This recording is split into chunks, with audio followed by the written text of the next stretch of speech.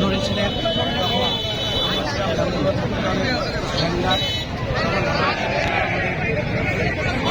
ছিল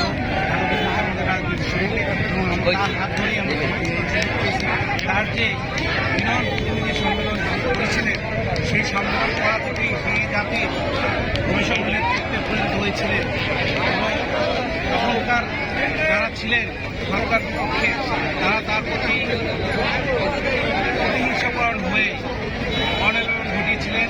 সেই অনির্বাণের মধ্যে দিয়ে যে অভিসংবাদের নেতাকে সরিয়ে দেওয়ার চেষ্টা চালিয়েছিলেন, তাকে পাঠিয়ে ফেলে দিয়েছিলেন, তাকে মেরে ফেলার ছিলেন, সেতে মেরুদণ্ডে তার নির্যাতনে তার মেরুদণ্ডে হাত ভেঙে গেছিল।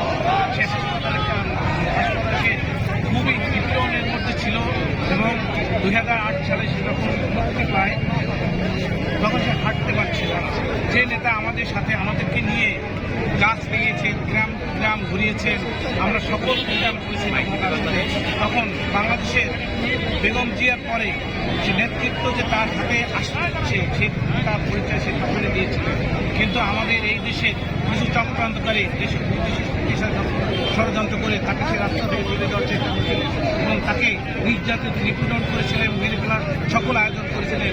আলহামদুলিল্লাহ সেখান থেকে সে মুক্তি পেয়ে সে লন্ডনে গিয়েছেন। 17 বছর সে লন্ডনে ছিলেন, সেখানে বসে সে হয়েছে আবার হাল ধরার চেষ্টা করেছেন এবং যখন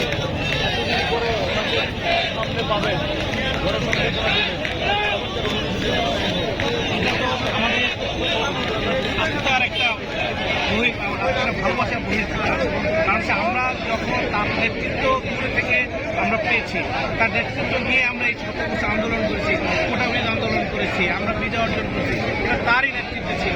এখন এরকম একটা অভিসংবাদের নেতা আজকে বাংলাদেশে যে অবস্থা তৈরি হচ্ছে, প্রশাসন থেকে শুরু করে রাষ্ট্রীয় ক্ষমতাকে এর মধ্যে নেতৃত্বের পরিচয় কেউ দেখা তারেক রহমান ছাড়া।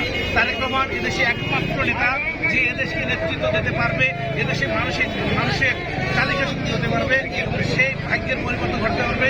সে যে স্বপ্নগুলো দেখছেন সেই স্বপ্ন দেখে নেয়, সে যে পরিকল্পনা নিয়েছেন সেই পরিকল্পনা বাস্তবায়নে সে 4টি পদক্ষেপ সেই পদক্ষেপ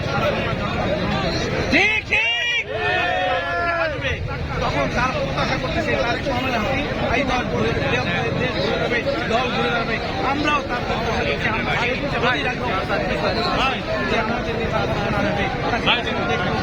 দেশে দেখতে